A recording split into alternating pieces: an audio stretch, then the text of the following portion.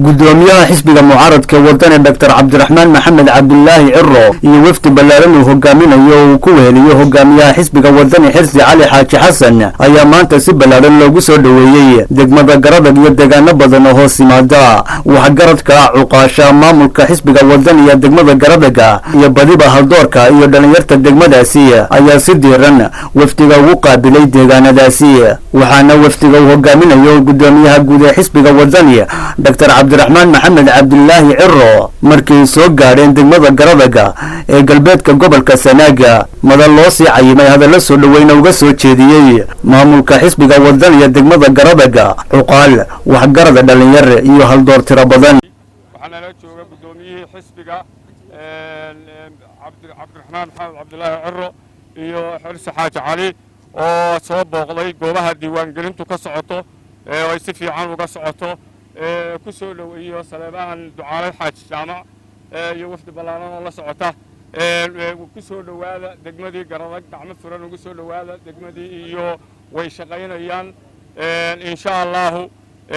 kulli maanta maalin olole maaha waxaynu ku jirnaa oo diiwaangelintii ku soo dhawaada Garadag ku soo dhawaada horreyn gudoomiyaha xisbiga wadani hogaamiyaha xildhibaanada musharaxiinta kale dhammaantiin waxaan ku soo dhawaada Garadag intaa kadib diiwaangelintu way noo bilaabantay si fiican bay u socotaa iminkana waxa weeyaan waa diiwaangelintii kulli golaha deegaanka iyo filayaa iyo wakiilada si madaxweyne way dambaysaa waxaan filayaa sana soo socdana iyo kulli Garadag waa sugu imaanaa insha Allah Ilaahay ka dhigo ku qadin mayno tilifka wax malay adiga adaa wala tilifkan adaa wala hadalana sagale hadii Ilaahay ka dhigo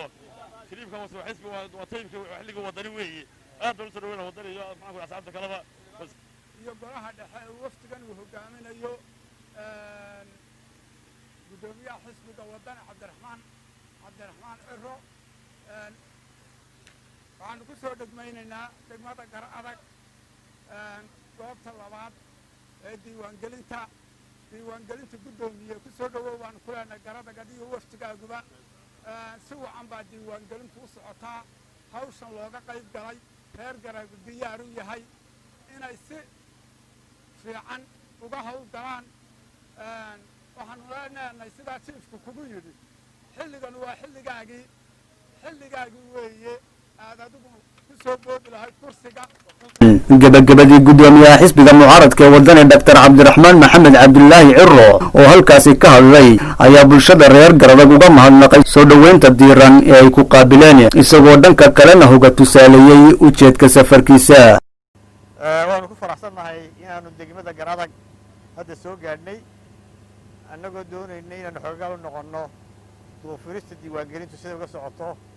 degmooyinkii ay ka bilaabmaysay ay degmada Garadag ka mid ahayd degmada Garadag iyo shacbigeedaba waanu mahadnaqaynaa kastaana ololahayn sidii noo soo dhaweeyeen ee mugga lahayd waxaanu kaloo ku faraxsanahay goobaha aanu maray ilaa hadda inaan wax dhibaato ka jirin oo qalabkuna fiican yahay agabku fiican yahay laydhku ay haystaan oo guuxii generatorka waa maqlaysaan baan u malaynayaa hadda leelaana kama jirto fariintayadu waxa weeye shacbiga Garadag in la isdiiwaangeliyo